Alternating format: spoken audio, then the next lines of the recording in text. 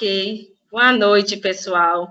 Agradecendo, né, imensamente a oportunidade à Andréia, né, pelo convite, a lembrança, né, o carinho, né, e a professora Adriana, né, que tive a felicidade de conhecer no dia de hoje, né, e certeza desse trabalho fantástico, essa proposta, né, da disciplina, né, e dentro da disciplina, um trabalho voltado para um diálogo de extrema importância e já há muito tempo, né, devido dentro da nossa categoria profissional, não só nela, né, mas em toda a ciência, né?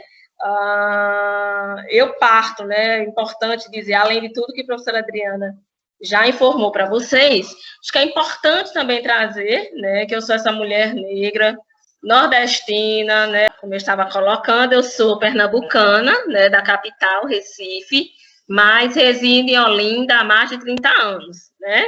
São cidades irmãs, uma muito próxima da outra, a região metropolitana aqui da nossa capital, né, do nosso estado, na melhor dizendo, é formado por cerca de 14, 15 municípios, né, e é nessa região que eu trabalho como professora do Departamento de Serviço Social, né, da Universidade Federal de Pernambuco, e também atuo na chefia do departamento até o mês de maio, né, quando estarão sendo trocadas cadeiras, né? Então, também dizer da importância que é estar na universidade, mas também atuando no movimento social através de dois coletivos, o Filhas do Vento, né, e de acadêmicas negras, e também integrando o Conselho Político de uma instituição muito importante, a qual eu tenho muito carinho, porque lá trabalhei por muitos anos, que é o Gabinete de Assessoria Jurídica às Organizações Populares, o GAJOP, né, uma ONG que trabalha em prol da justiça social. Por que dizer tudo isso, né? Porque Flávia, do ponto de vista epistemológico, habita, né, trabalha na perspectiva crítica, né, e na perspectiva crítica do feminismo negro, né? Dentre as teorias feministas, é nela, né, que eu busco, né, a compreensão da realidade a partir, né, dos temas e das áreas às quais eu dedico, né, minhas pesquisas, atividades de extensão e de ensino, que são as relações étnico-raciais relacionadas a gênero e classe. Quero dizer para vocês, né, que demarcar, né, quem eu sou, de onde eu estou partindo é importante, porque, como diz Patrícia Hill Collins, né, numa publicação de Jamila Ribeiro, ela diz o seguinte: quando falo, não estou tratando de afirmar minhas experiências individuais, mas entender, de ofertar entendimento sobre o lugar social que eu estou ocupando e como esse lugar social, para certos grupos, do qual, né, eu faço parte, restringem oportunidades. Que grupos seriam esses? Negros, indígenas, população cigana, população LGBTQI+, né? E o convite que eu me sinto tentada hoje e trago para vocês é para a gente refletir, né? Refletir sobre essa realidade, buscando, né, as suas origens, né? As origens dessas desigualdades que atravessam nossas existências, né? Que atravessam essa nação, esse país, desde, né, diáspora de África, desde, né, o genocídio, né, das diferentes etnias indígenas desse país, né, desde a invasão colonial, né? Então, é um convite para a gente pensar e refletir do ponto de vista científico, né? Mas de uma ciência pensada e dialogada também com os sujeitos oprimidos dentro dessa sociabilidade e construir conhecimento, né? Porque uma exigência que a gente faz, pelo menos dentro do campo que a gente advoga, que é da perspectiva crítica, né, é de fato a gente, né, não focar em achismos, mas proceder, né, fazer questionamentos à realidade que é dialética, que é contraditória, que é complexa, né? Então, eu vou pedir para a Adriana, por gentileza, colocar os slides, pode ser? Trouxe algumas lâminas para a gente conversar. E você me diz quanto tempo, viu, Adriana? Eu tenho, que eu falo horrores. Para também não avançar muito no tempo e a gente ter um diálogo, né? Então, é isso também, né? Na academia, sou professora das relações étnico-raciais, né, e serviço social, e das disciplinas de pesquisa, e também de seminário temático, que aqui é as disciplinas de estágio, né? Por gentileza, Adriana, pode passar. Então, eu parto de alguns pressupostos para o nosso diálogo, tá? O racismo existe e estrutura nossas relações sociais. Então, eu quero passar um entendimento para vocês que, né, não estou num pressuposto anterior de que não existe racismo no Brasil, né, de que somos uma nação, do ponto de vista das relações raciais, harmônica, porque miscigenados, não. O pressuposto que eu trabalho é esse: existe e é violento, e estrutura nossas relações sociais, e mais para frente eu vou argumentar o porquê que eu tenho, né, esse argumento como pressuposto. Também argumento que o racismo é violento e mata no Brasil e no mundo todo, tá? No Brasil não é menos ou mais violento que qualquer outra parte do mundo, não é suave, né, não é cordial, ele é violento, tá? Também tenho como pressuposto que o racismo, o patriarcado, o sexismo e a exploração de classe fomentam desigualdades e são aprofundadas no sistema capitalista de produção, que, por sua vez, naturaliza a hierarquia e dominação entre povos e etnias.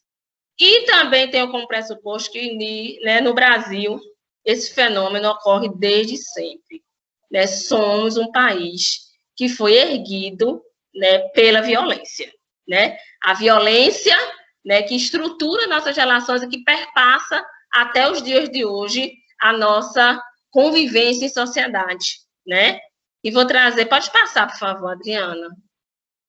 Vou trazer um trechinho agora de Jacobinos Negros, nos qual eu recomendo a leitura dessa obra, né? Uma obra que vai retratar, né, como foi o processo, né, de libertação dos negros no local hoje, né, no país hoje conhecido como Haiti, e vai relatar, trouxe um relatozinho do livro de como que era esse procedimento e como era, né, a relação colonialista, né, em todo o continente americano em relação às vidas, né, negras, mais especificamente falando.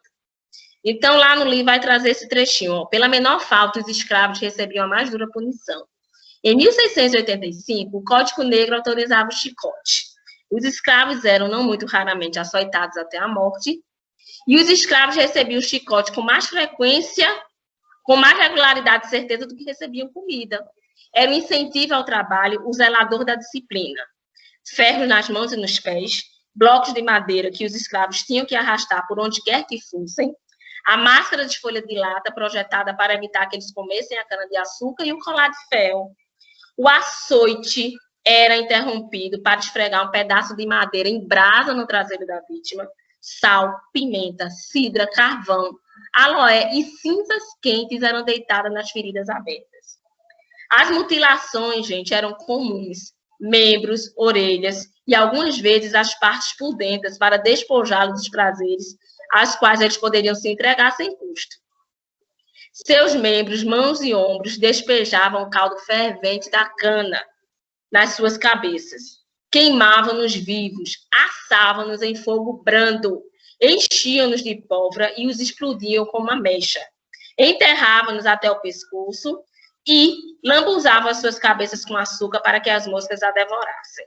Amarravam-nos nas proximidades de ninhos de formigas ou de vespas e faziam-nos comer os próprios excrementos, beber a própria urina e lamber a saliva dos outros escravos.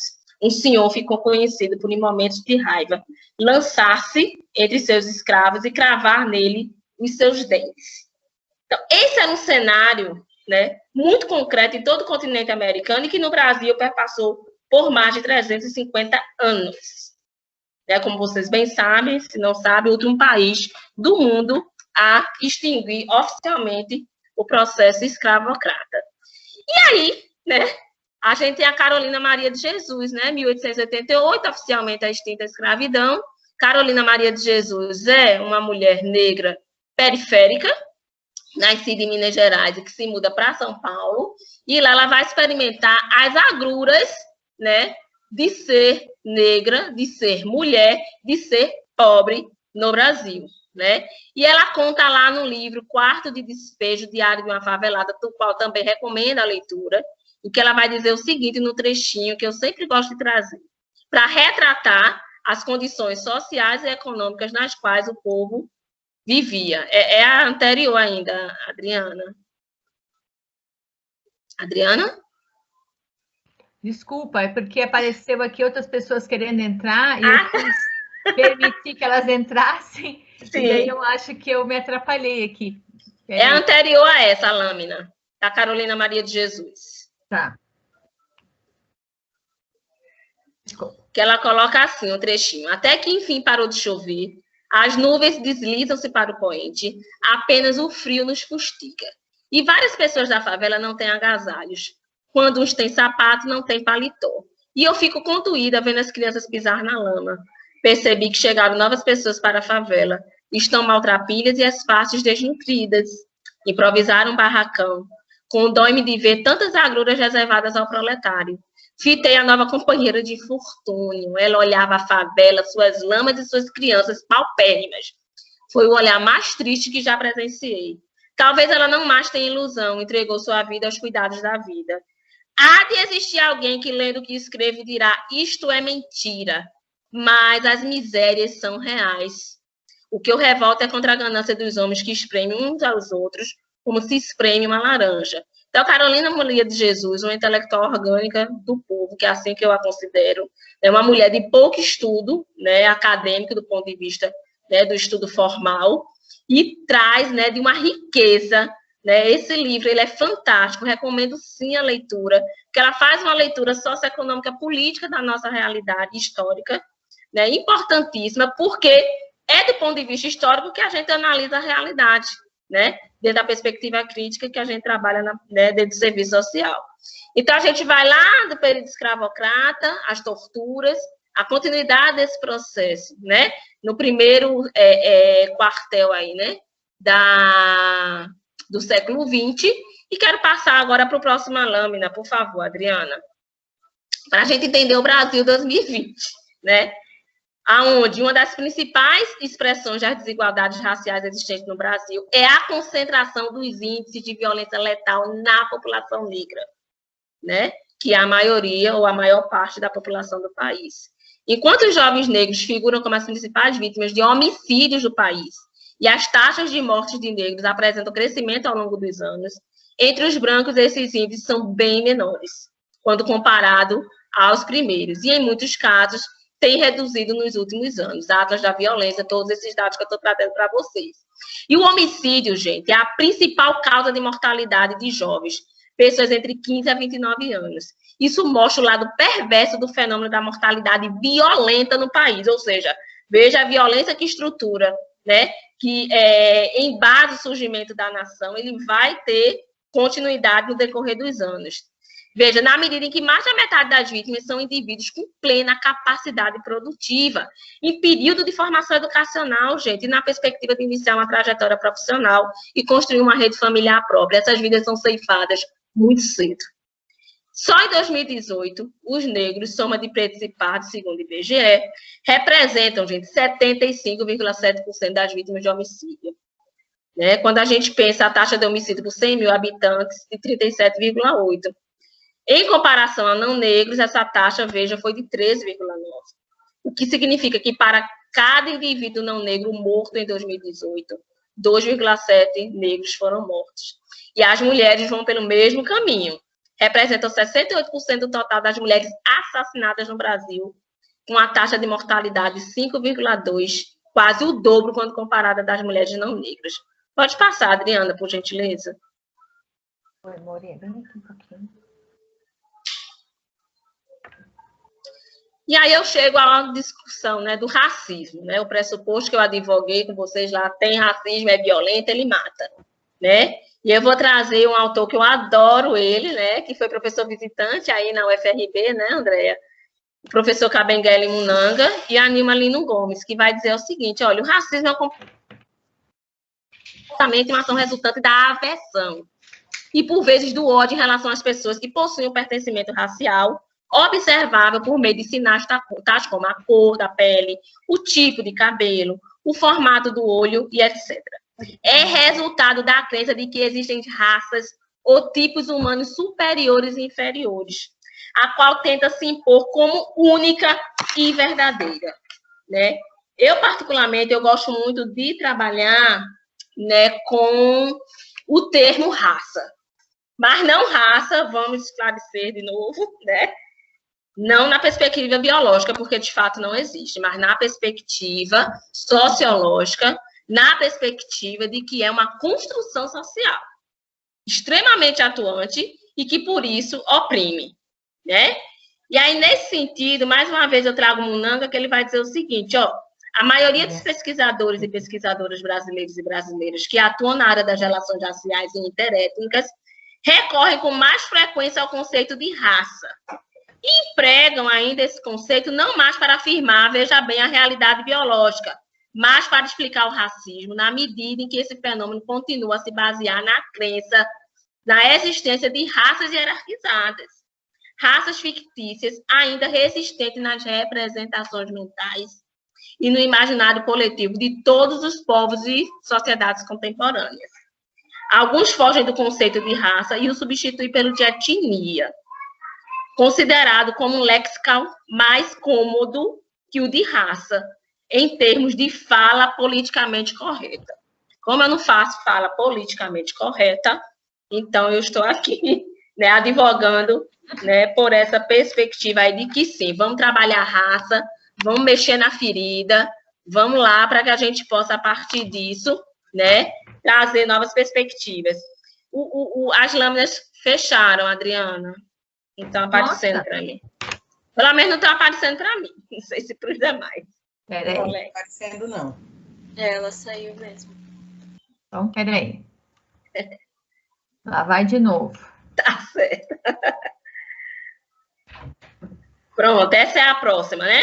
É. E aí o racismo, gente, ele vai atingir, né, a população brasileira de formas diferenciadas, a depender, né, de onde você habita, do ponto de vista da classe, da raça e do gênero minimamente, porque eu também trabalho na perspectiva da interseccionalidade. Aí a gente tem, né, a Maria Beatriz Nascimento, o menino Miguel, a mãe Mirtes, Zumbi do Palmares, né? Pode avançar. Muitos de vocês eram novinhos ou nem existiam, eu penso, né? Quando essa propaganda foi divulgada, né? Em 1991, eu era uma adolescente, né? E estava retornando do colégio e olha as propagandas, né? Nessa época eram bastante feitas naqueles outdoors, né? E, gente, aparece essa imagem. Qual mensagem ela passa? Né? Guardem aí para a gente conversar depois. Mas a Benetton é uma marca italiana de moda, né? Bastante ovacionada à época. Muita gente utilizava essa marca e aparece com essa propaganda. Né? Rapidamente, o movimento negro, né, interpõe, né, toda uma manifestação contrária a essa imagem, porque ela remete, né, a não ser que tenha alguma compreensão contrária, mas ela remete ao santo e ao demônio, ao anjo, né, e ao demônio. E fica bem nítido uma mensagem que a Lilia Moritz Schwarzwager trabalha muito bem, né, nas suas obras, né, de como essa mensagem colonial de desumanização das vidas, né, que não sejam brancas, estão sendo, né, levadas adiante. Então, fiquem aí com essa propaganda que foi veiculada lá em 1991.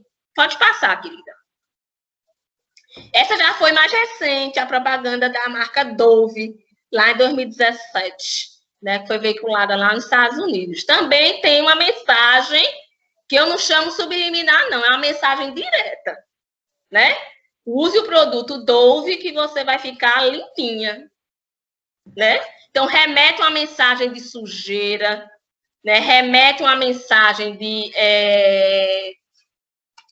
que o puro, a pureza, a limpeza, a higiene, ela reside em determinada raça e não em outra. Pelo menos é a mensagem como eu entendo, viu? Pode ser que tenha entendimento diferente, a gente conversa.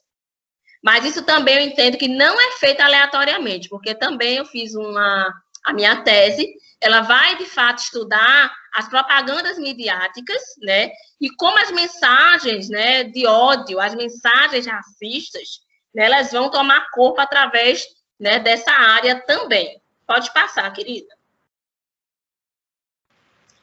E essa, né, da Marina Rui Barbosa, também, rapidamente, o movimento negro entrou de frente. Veja bem a mensagem, né? Na segunda-feira, a marca Personal lançou um novo produto, o Personal VIP Black, um papel higiênico preto. A atriz Marina Rui Barbosa foi escolhida como garota propaganda e aparece enrolada num papel num vídeo da campanha. Além de Barbosa, veja a questão que pegou sério. A hashtag Black is Beautiful foi usada para promover o papel higiênico, gente. E muito criticada nas redes sociais. A campanha é da Neograma, agência publicitária de São Paulo. O incômodo manifestado tem a ver com a apropriação e o esvaziamento da frase, que é símbolo da luta antirracista, que reivindicava os direitos civis da população negra nos anos 60 nos Estados Unidos. O fato de uma modelo branca estampar a campanha com um slogan que, em seu contexto original, prega a valorização da beleza do negro, foi também criticado e levou a acusações de racismo contra a empresa.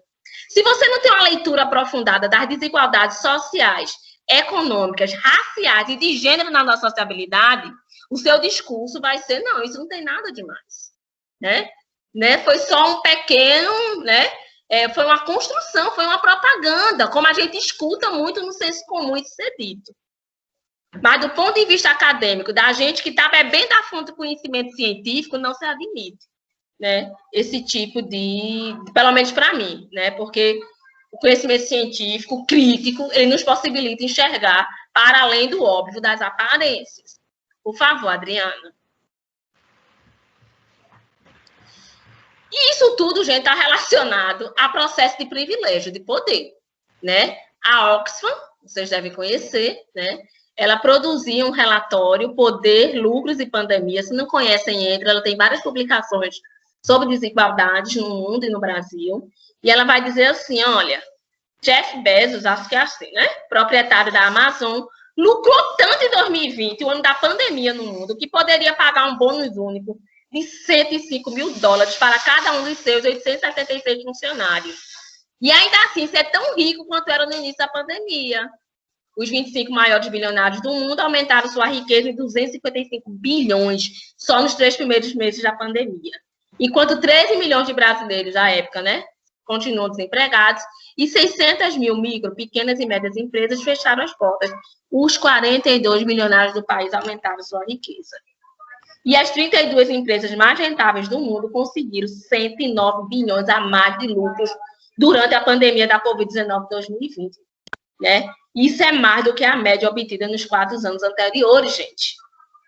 Esses dados não são largamente propagados, né, pela mídia hegemônica, que chega à maioria da população, porque não interessa propagar que há mega ricos, bilionários, nessa nação que lucra com, né, o processo de empobrecimento e de exploração do trabalho da grande maioria da população, que é feminina, né, que é negra, que é pobre, gente. Pode passar, por favor. Ela vai dizer ainda nesse outro relatório, Note as Desigualdades de 2009, que 86% das pessoas que foram entrevistadas creem que o progresso no Brasil está condicionado à redução de desigualdade entre pobres e ricos. Então, em 2019, as pessoas, a nossa população, ela tem essa, né? Ela tem essa compreensão. Agora, o que fazer é que são elas, né? 77% concorda com o aumento dos impostos de pessoas muito ricas para financiar políticas sociais, que as políticas sociais são as primeiras a serem, né, desconstruídas no processo de crise, né? E as pessoas muito ricas não são taxadas, apesar de constitucionalmente ser possível. E 52 pessoas concordam que negros ganham menos por serem negros. Podemos avançar. Pode passar, Adriana, por favor. Então, veja que eu estou aí buscando uma linha de argumentação, né, construída a partir de violência, processo de destituição de humanidade, mais violência E a discussão, né, do que a gente tem ainda de direitos humanos, toda a crítica, e o antirracismo. Fernandes Pereira Nogueira vai trazer o seguinte, olha, a discriminação que se pratica no Brasil é parte da herança social da sociedade escravista. No mundo em que o negro e o branco se relacionavam como escravo e senhor, esse último, ou seja, o negro, tinha prerrogativas que aquele não possuía e nem podia possuir. Era uma coisa, era um fôlego vivo, uma espécie de instrumento animado das relações de produção. A discriminação existente é um produto do que chamei persistência ao passado, em todas as esferas das relações humanas, na mentalidade do branco e do negro, nos seus ajustamentos à vida prática e na organização das instituições e dos grupos sociais. A segregação do negro é sutil e dissimulada, pois ele é confinado ao que os antigos líderes dos movimentos negros de São Paulo chamavam de porão da sociedade. As coisas estão se alterando nos últimos anos, mas de forma muito superficial e demoradíssima, né? 2005, 2006, e agora, mais do que nunca, com aprofundamento do conservadorismo, ultraneoliberalismo e fundamentalismo, a gente vai assistindo isso. E olha a persistência do passado, né? Essa é uma youtuber, né, assim que chama hoje em dia, e que, né, foi a uma festa e trouxe essa ferramenta no rosto, né, como se fosse um elogio. E aí é tortura, gente, um elogio à tortura.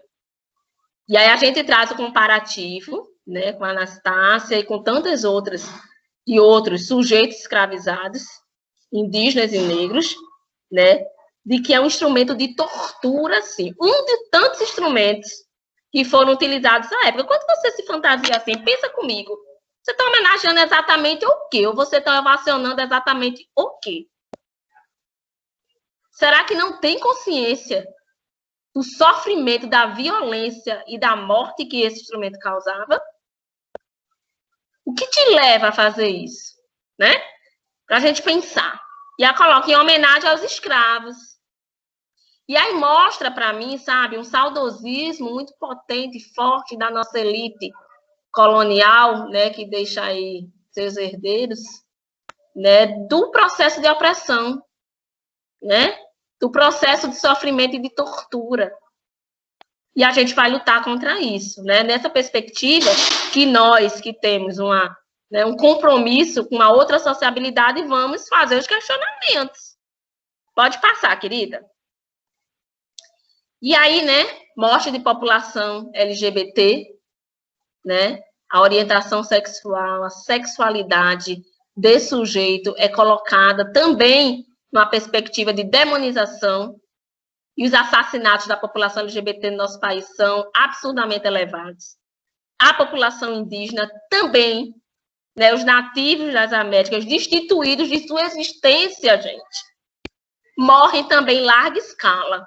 Né? Temos colegas assistentes sociais aqui, né? No nosso programa de pós-graduação, a gente tem a colega Lisângela Pancararu, tem uma potência na sua fala fantástica, e a gente precisa escutar essa fala, não como mimimi, mas como uma potência que está trazendo aí, olha, essa é uma realidade, que por pior que seja, a gente precisa enfrentá-la para superá-la, para não admitir que essas práticas aconteçam e encarceramento em massa.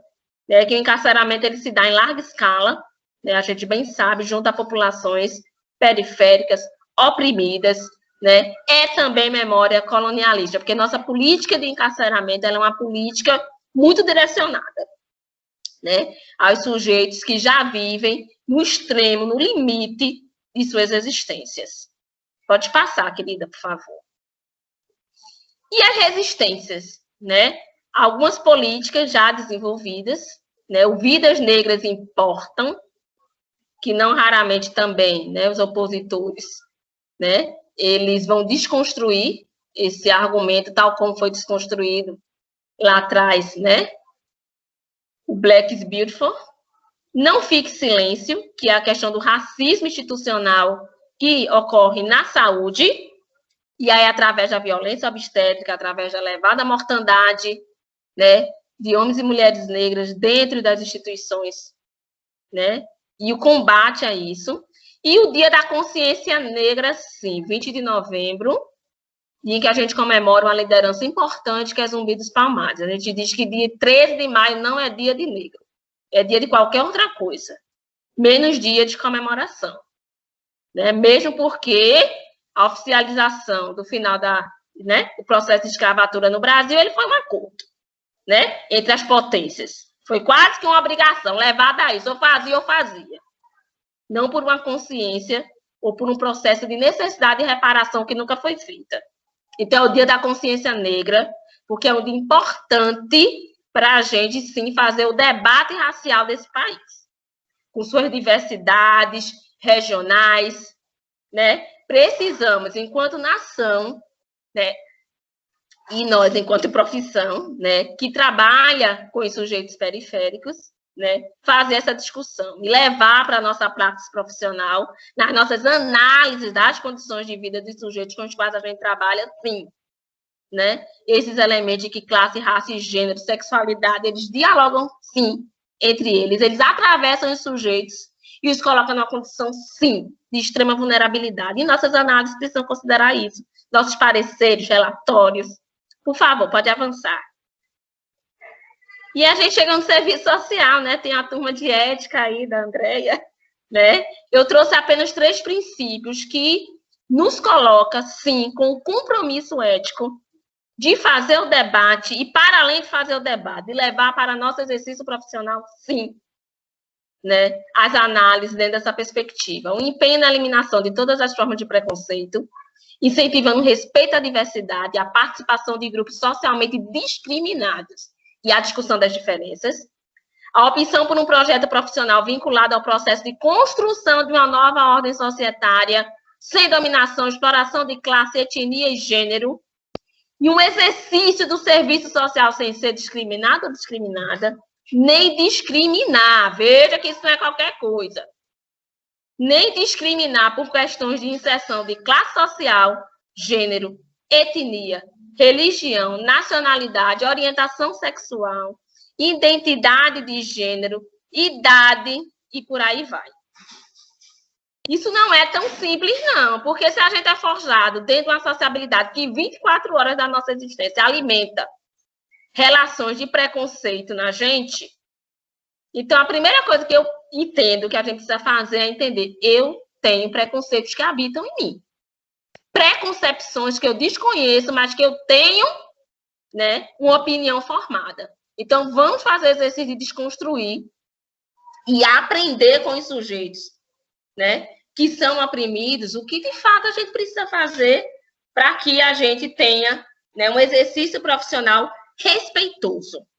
Né? Eu, Flávia, sou mulher heterossexual cristã, né? E não raras vezes fiz atendimento de mulheres, né, que estavam em sofrimento imenso, gente, né, por uma gravidez indesejada,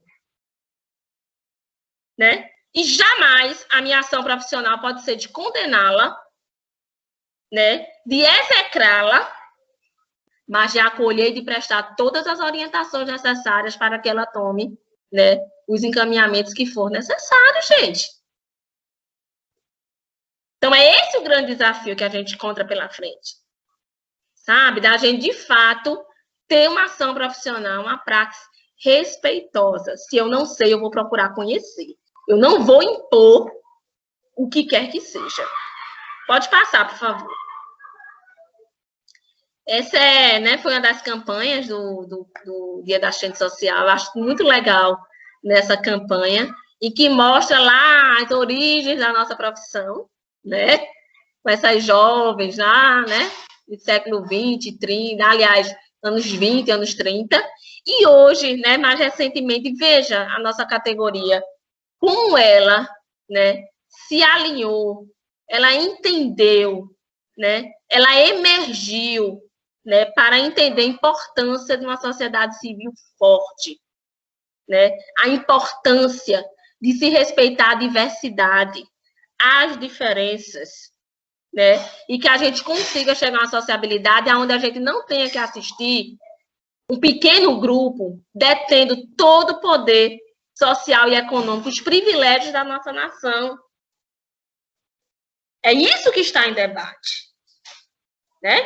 Por favor, pode passar. E a Márcia e o Diogo Valença, a Márcia Clemente é minha querida irmã, que também é professora, né, do serviço social, doutora em serviço social, atua, né, lá na UFRB, né, na universidade que a Andréa trabalha, junto com o Diogo Valença, que é meu cunhado, marido dela. Eles vão fazer a seguinte análise, que eu acho muito interessante. Na graduação, as emendas e conteúdos programáticos do serviço social se vinculam intrinsecamente à teoria marxista, em especial na atualidade, a centralidade da categoria trabalho e as múltiplas determinações da realidade. Perfeito. No entanto, aí se verifica uma lacuna fundamental. As raízes da desigualdade social no Brasil são vistas apenas como determinadas pela exploração de classes, sem considerar o passado colonial e o modo como o capitalismo, além da exploração econômica, incorporou e atualizou a dominação de tipo racial. Essa perspectiva marxista, baseada numa suposta ortodoxia em relação ao método e às categorias teóricas de Marx, não consegue dar conta da totalidade concreta e de suas múltiplas determinações, que é uma exigência do método. É por isso que, apesar da relevância social, política e ideológica da categoria profissional em defender um projeto ético-político voltado para garantir a ampliação de direitos humanos e sociais dentro do cenário de desigualdade da sociedade capitalista no Brasil, apresentamos algumas lacunas na formação teórica e política em serviço social. Consideramos que precisamos ler e interpretar a teoria marxista de forma ampliada, para além do eurocentrismo, de vocábulos pré-estabelecidos, de esquemas de pensamento ossificados e a partir de interpretações de intérpretes, incorporando tentativas originais de combinar a análise da dinâmica das classes, o estudo do modo específico, como nos países capitalistas de passado colonial e dependente na América Latina, Ásia e continente africano, o capitalismo se serviu para seus fins da acumulação ampliada de dominação étnico-racial e reproduz as desigualdades de gênero, de geração e cria uma imensa massa de despossuídos e de indigentes. E o resto eu não consigo ler, porque tem uma tarja enorme aqui. Mas é isso, tá?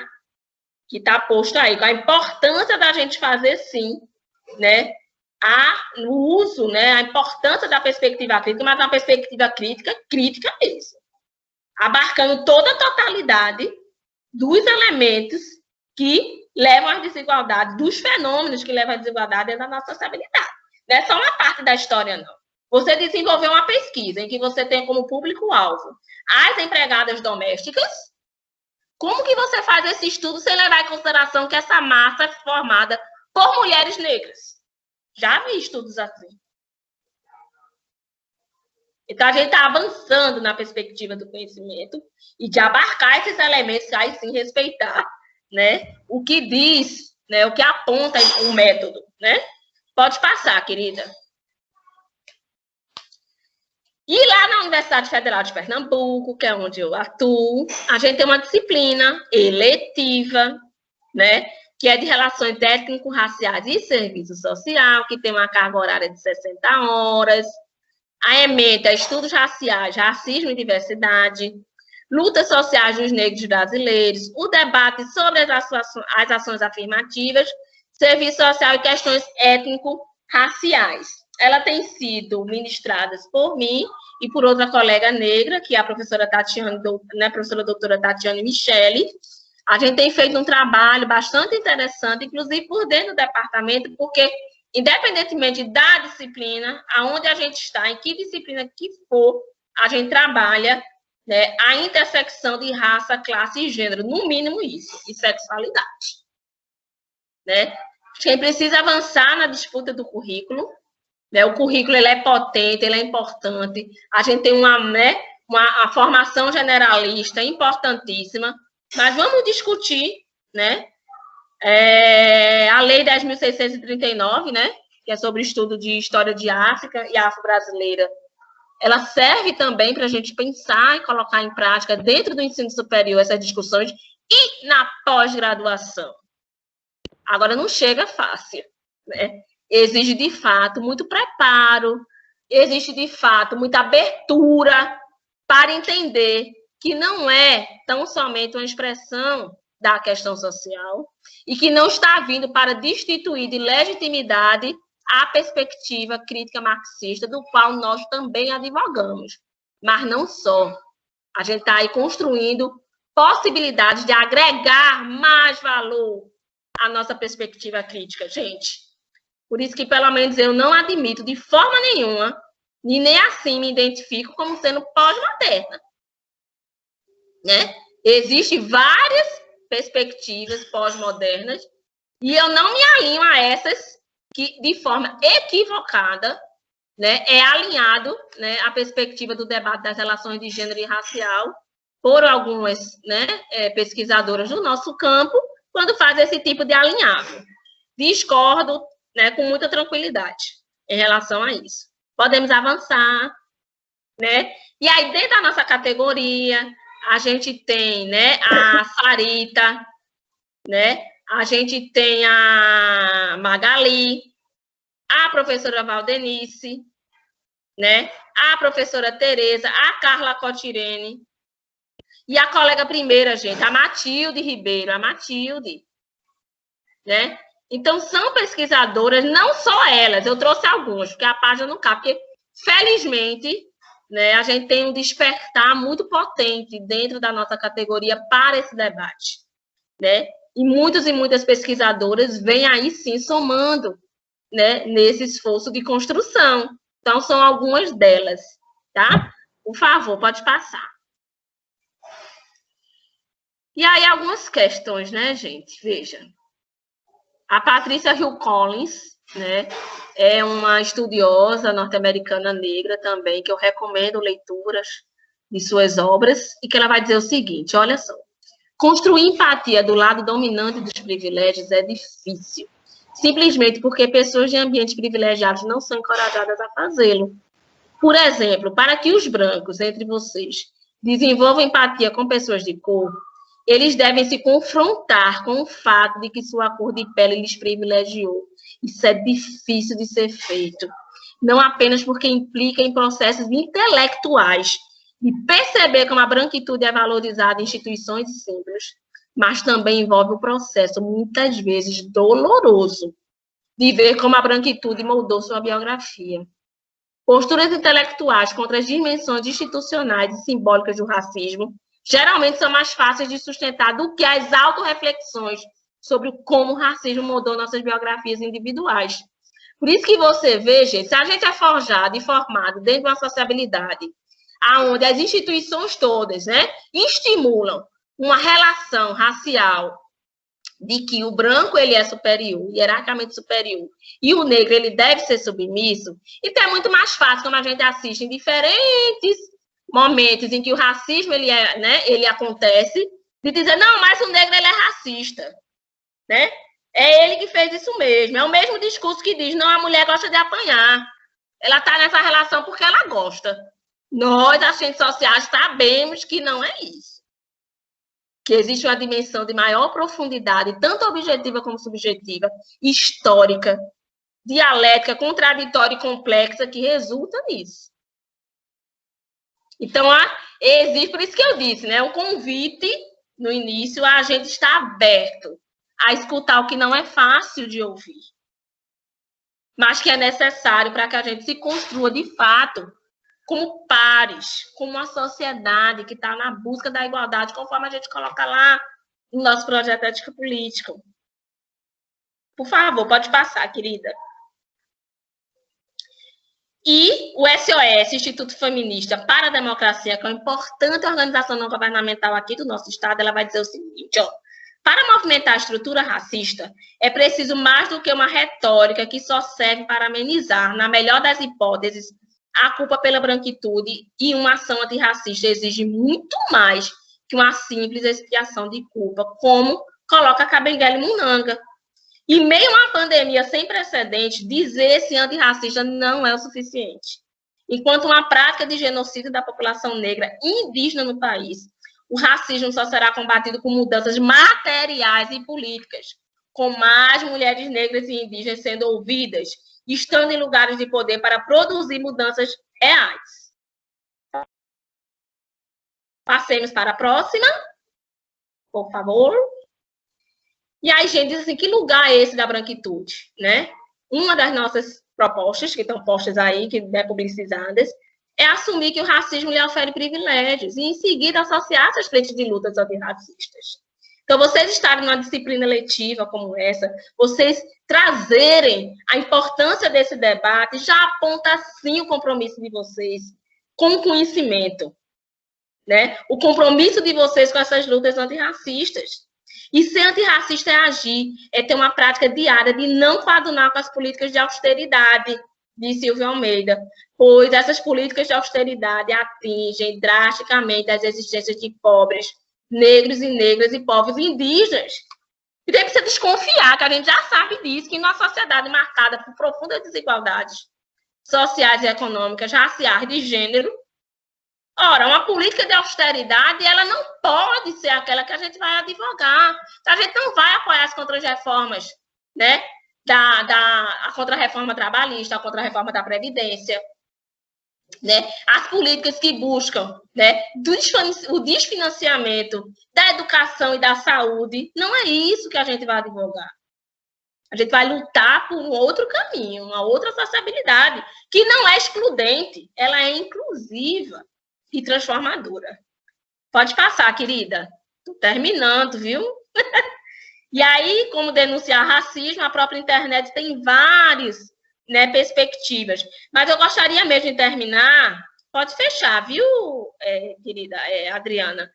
É com um documento que a ABEPS, a nossa Associação de Ensino, Pesquisa e Extensão, lançou, se eu muito não me engano, no ano passado, em defesa da luta antirracista, o que demonstra também toda a potência e compromisso da nossa profissão, né, com esse combate. Me permitam ler rapidamente. Ele vai dizer assim: a Associação de Ensino, Pesquisa e Serviço Social, consciente do seu papel na construção de um projeto de formação profissional antirracista em um momento crucial, onde a frase "eu não consigo respirar" trepida o mundo, vem a público reafirmar que vidas negras importam e que é preciso qualificar como genocídio negro a morte sistemática de mulheres e homens negros de todas as faixas etárias, muitas vezes pela violência do Estado nas suas diversas expressões. O racismo é elemento estrutural do capitalismo em níveis mundiais e na particularidade da vida brasileira. A gente não tem como fazer leitura, né, da formação social do Brasil sem fazer a leitura da questão racial, gente. A sua institucionalização reitera práticas eugenísticas, higienistas e punitivistas dirigidas à população negra historicamente. Há entre a escravidão e capitalismo mundial uma relação orgânica, onde a supressão de um pressupõe indiscutivelmente a extinção do outro. O racismo estrutura a vida cotidiana desde o deslocamento forçado de povos africanos para o Brasil, com requintes de crueldade que em muito se assemelham às mortes de George Floyd em 2020 e Eric Garner em 2014. E a agonia presente no pedido de socorro de ambos, "eu não consigo respirar", no contexto norte-americano. Aqui, acolá e em todos os cantos do mundo, a dominação capitalista tem como elemento estrutural a hierarquização dos povos a partir da superioridade branca. O que varia são as estratégias que garantem essa acumulação de capital, que vão desde a escravização dos povos originários das Américas e dos povos africanos, passando pelo financiamento das ditaduras e pela incitação da violência em territórios africanos, oficializadas com a Conferência de Berlim no final do século XIX. O massacre do povo namíbio, na mesma época, o Holocausto judeu, a segregação racial nos Estados Unidos da América ou a apartheid na África do Sul. Em nível local, testemunhamos a brutalidade das mortes, vejam, de Luana Barbosa em 2016, espancada durante a abordagem policial em Ribeirão Preto. Mulher negra lésbica que indagou: "eu sou mulher, não estou fazendo nada, quero ser revistada por uma policial". Cláudia Silva Ferreira, baleada durante uma troca de tiros, socorrida e colocada no porta-malas de uma viatura policial e que teve seu corpo arrastado no Rio de Janeiro. Rafaela Cristina de Souza Santos, adolescente de 15 anos, que morreu em decorrência de complicações pós-parto, em uma combinação entre violência obstétrica e racismo institucional. Marielle Franco, vereadora assassinada no centro da cidade do Rio de Janeiro, entre tantas outras vidas ceifadas de maneira abrupta. E como se não bastasse a violência contra si, a mulher negra também experimenta com maior intensidade a violência em suas famílias. Filhos e filhas, irmãs e irmãs, companheiros e companheiras. Esta é mais uma das expressões do racismo estrutural, cujas ações estatais não são articuladas na perspectiva de proteger igualmente todas as pessoas da violência em suas diversas expressões, e nem de desenvolver ações de manutenção e preservação da vida em condições satisfatórias no âmbito dos direitos sociais. A brutalidade atinge sobremaneira os e as jovens negros e negras, e as crianças e adolescentes. A exemplo de perdas como as de João Pedro Matos Pinto, lembrei, né, que foi o João que a gente compartilhou a imagem dele, com Maria Beatriz Nascimento, que foi assassinado durante uma operação conjunta das polícias federal e civil no Rio de Janeiro e São Paulo. De Ágata Vitória, em 2019, morta quando voltava para casa com a mãe. Jennifer Silene, de 11 anos, gente, vítima de bala perdida. Cauê, de 12, baleado durante a operação policial. Cauã, também de 11, foi atingido por uma bala perdida. Cauã Peixoto, de 12, baleado durante a operação policial. Entre eles, a semelhança dos nomes.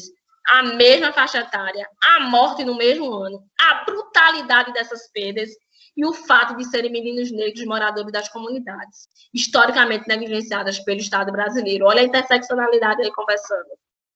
É o racismo que retira das crianças negras o direito de viver a infância apenas com preocupações típicas dessa fase da vida, atribuindo a elas inúmeras responsabilidades e preocupações acerca da provisão da vida material via trabalho infantil. O amadurecimento precoce que atinge de maneira mais perversa as meninas, obrigadas a cuidar da casa, das irmãs e dos irmãos mais novos, quando os responsáveis pela própria precarização do mundo do trabalho, entre outras questões, precisam sair para trabalhar e não dispõem de recursos para custear os cuidados prestados por terceiro. A violência racial no Brasil e no mundo utiliza a narrativa da superioridade branca em relação aos outros. E nesta categoria, negros e negras sofrem as mais diversas violações de direitos humanos, dentre as quais o direito à vida como figura central. Essa narrativa autoriza a desumanização dos corpos e mentes negras e dos povos originários. Portanto, o genocídio, nas suas diversas expressões, como extermínio das suas culturas, a desvalorização ou a demonização dos seus ritos religiosos. Olha lá a figura da Benetton. A expropriação e destruição ambiental dos seus territórios e o assassinato, quer seja na área urbana, quer seja na área rural, bem como de comunidades quilombolas e povos originários, na intersecção entre raça e etnia, gênero e classe social, enquanto produtores da hierarquização entre as pessoas, o ônus do estigma da incapacidade intelectual, da moral rebaixada, da violência nata, das condutas desviantes e da hipersexualização recai sobre os corpos negros. Os dados estatísticos indicam o modo operando do extermínio. Aí vem os dados. No contexto da pandemia, o racismo estrutural se confirma na realidade estadunidense e brasileira. E aí vem diferentes dados sobre isso. E aí ela coloca, né, termina, uma publicação na Temporalis, tá? E coloca, no momento em que elaboramos esta nota, mais uma perda nos faz refletir sobre o valor da vida. Miguel Otávio Santana da Silva, de 5 anos. Só um minutinho.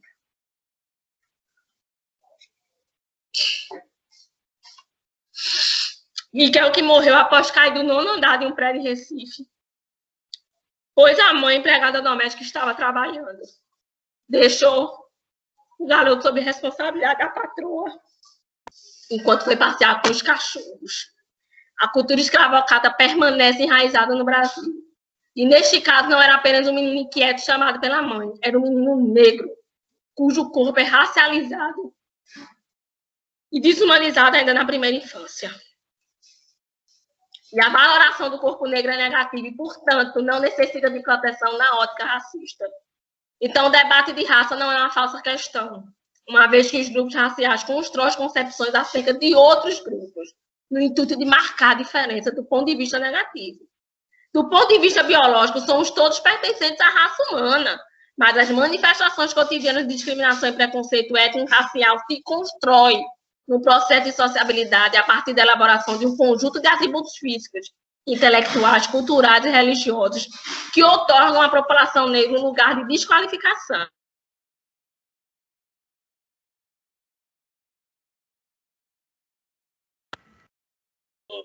caso que mexeu muito com a gente aqui no estado, né, e mexe profundamente com todo, né, a luta antirracista, porque, de fato, acontece com todas as faixas etárias. Mas aí eu concluo, porque lá o texto da ABEPS, que está publicado na Temporalis, vai concluir dizendo a importância de os programas de graduação e pós-graduação, né, dialogarem, fomentarem nas instituições de ensino superior esse debate. E daí parabenizo, mais uma vez, né, um momento como esse que a gente está tendo aqui, extremamente importante, extremamente relevante, e mais um passo, né, no aprofundamento da nossa criticidade, né? E agradeço a oportunidade e fico à disposição.